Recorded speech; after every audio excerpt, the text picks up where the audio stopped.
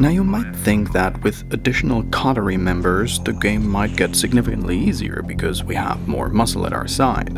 There is no way to sugarcoat this, but sadly, Vampire the Masquerade Redemption is plagued by one of the worst companion AIs I've come across, and this can make the game really frustrating to play when 90% of the action centers on party-based real-time combat. The problems come up mostly from the issue of too much complexity per time passed in a real-time combat-oriented game. Redemption finds itself in a bit of an identity crisis there. As I've said before, it really wants to be a lot like Diablo, but because it's based on a tabletop RPG system, plus with the addition of multiple characters to direct at once, it at times becomes too complex for a real-time action RPG to handle comfortably. It really wants it both ways, but unfortunately falls into several pitfalls on both fronts.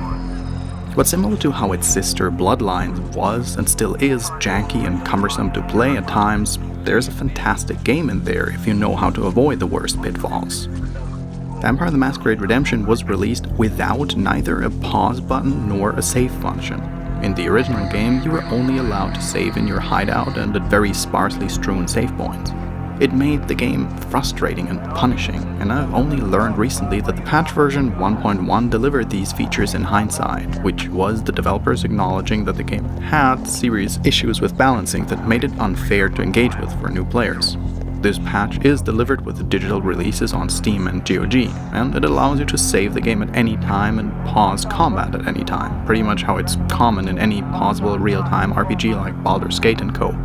It's assigned to the inconveniently placed and not internally rebindable pause button that you only get on keyboards with numpad. The problems with increasing complexity come in big parts from having a party with many different stats, talents, and abilities. It'd be complex enough to fuel an engaging turn-based combat system, but it originally expected players to orchestrate it all without any pause functionality at all, completely in real time, which leaves you virtually no way to direct your team efficiently.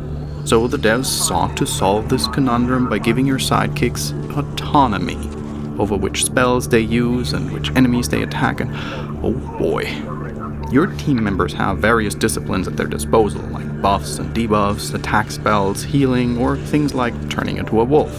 And if there is some complex logic behind their choices of when to use their abilities, I'm having a hard time seeing through it because it feels completely arbitrary and nonsensical most of the time.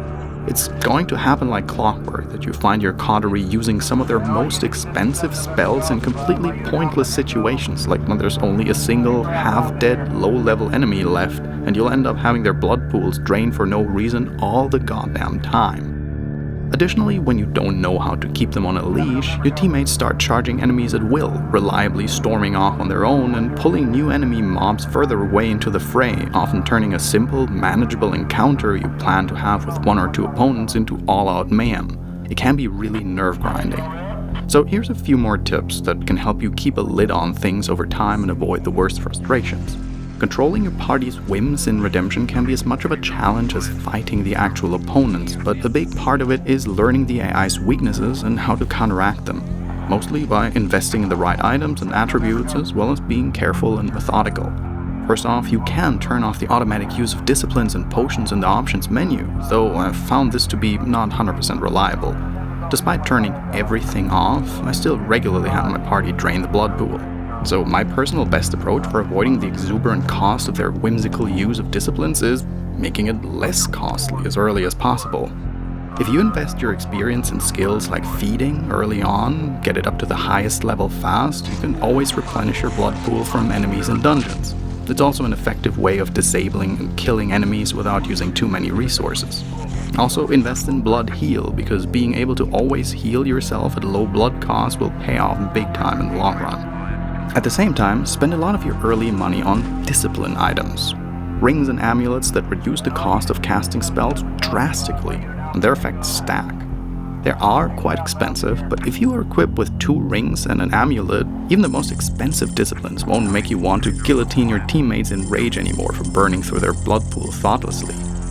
When it comes to combat strategy, what helped me big time was learning to efficiently pull opponents out of crowds.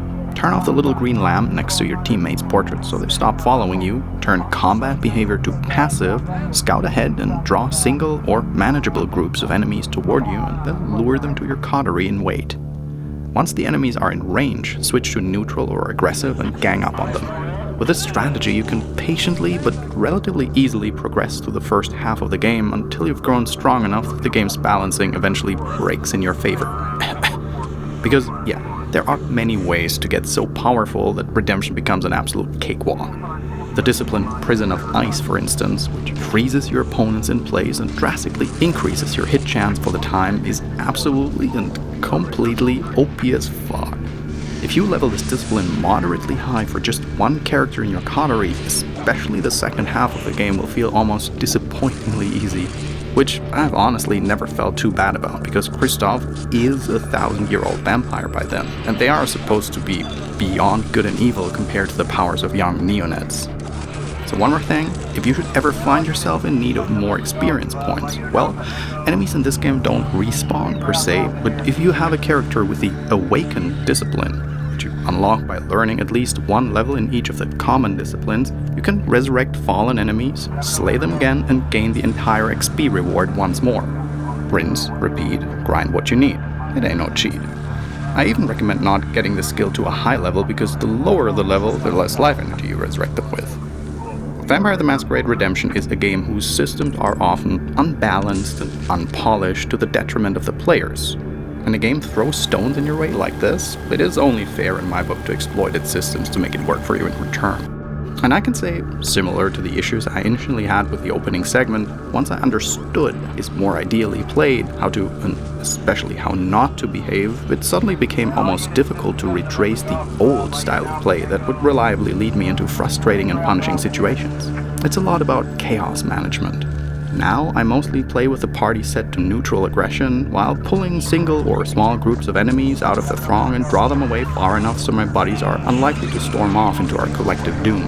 And for bigger encounters, I rejoice about the added pause feature. Take my time to set up buffs and enchantments and so on before attacking, and the game becomes very manageable and you actually get the best of both worlds. RPG complexity and Diablo-esque fast-paced hack and slay in group action. It really is a title for me where it's been a genuine pleasure to try and discover new ways to make it my bitch, as John Romero would say. And that's why I'm sharing this, because after all, I really hope that you're all just doing well and have a good time playing it.